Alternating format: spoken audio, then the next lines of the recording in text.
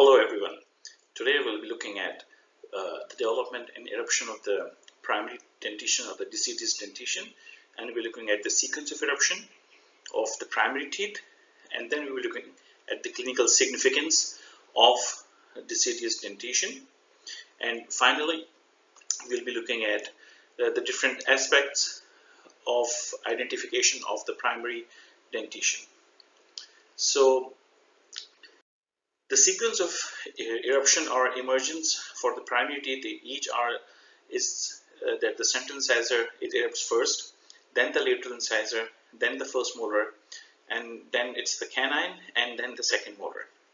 And if you see here on the table here, the eruption ages are given in months, and all of these are eruption dates after the birth of the child.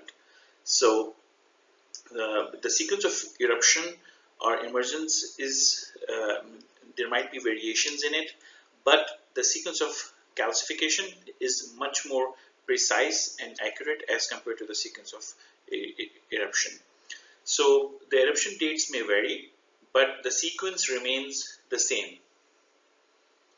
Now we'll be looking at, this is the overall general view of all of the teeth. Now we'll be looking at specifically maxillary and mandibular primary teeth. So in the primary teeth, in terms of the maxillary arch and the mandibular arch, the first two to erupt into the oral cavity is the mandibular central incisor, followed by the maxillary central incisor. And then the maxillary lateral incisor, it erupts first, then followed by the mandibular lateral incisor. And as far as molars are concerned, the first molar, the first deciduous molar, any of the maxillary or the mandibular can erupt. Then it's time for the maxillary canine, followed with the mandibular canine, and then the last one is the mandibular second molar, followed by the maxillary second molar. So if we just try to summarize the sequence of eruption, the first tooth to erupt into the oral cavity is generally the mandibular central incisor, and the last tooth to erupt into the oral cavity is usually the maxillary second molar. So now we'll be looking at the clinical significance of the primary dentition and why we need to retain the primary teeth, and we need to restore them, and we need to keep them until the permanent teeth they erupt into the oral cavity. So in terms of the clinical significance of the primary dentition or the deciduous dentition is extremely important for the development of the oral, motor, and masticating skills. So, and these comprise the neurobehavioral mechanisms. So for the child, in order to learn how to properly masticate and to pronounce and enunciate speech, it is necessary for the primary teeth to be in the oral cavity. Now, the second thing is that learning to masticate and other jaw movements are actually highly dependent on the development stage of the dentition. So all of this, when the teeth are growing and the jaw bones are growing, this is extremely important for the development of the neuromuscular system. So, and finally, a mature neuromuscular system, it controls the mandible. And then when the teeth come into contact or articulate, then we need that neuromuscular control so that mastication can take place or the chewing can take place properly. Another important feature about the teeth is that proprioceptive input is also taken from the periodontium. By proprioceptive input is the input of touch and the input of sensation and the input of pressure. So touch and pressure sensations are actually comes from the tooth supporting apparatus, which is known as the periodontium, and these proprioceptive inputs, or these pressure inputs, are needed for proper mandibular physiological chewing movements as well as the tongue functions.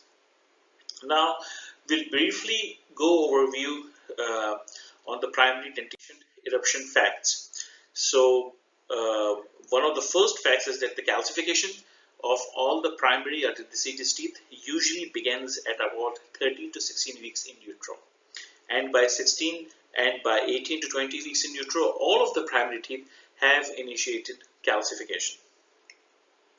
Females usually have exhibit eruption time frames that are sooner than males, and mandibular teeth, they usually erupt before the maxillary teeth, but this is not a rule. There can be differences and there can be variations in eruption, but usually the sequence of calcification is usually followed by the growth and developmental stages of the primary dentition. Now, another important feature is that the mineralization or calcification of the primary dentition is entirely prenatal. So during the in vitro stage, so during the when so during the embryogenesis or during the fetal period, all of the primary teeth, they have initiated the calcification, and they are at different stages of calcification. So the last tooth that emerges into the oral cavity is the maxillary primary deciduous second molar, and it usually emerges around the 29th month of age. Root formation, as far as primary teeth are concerned, is usually complete by 3¼ years, and that is equivalent to around 39 months of age. Now, there are some spaces that actually form between teeth, between the primary teeth, and these spaces are evident at age 4.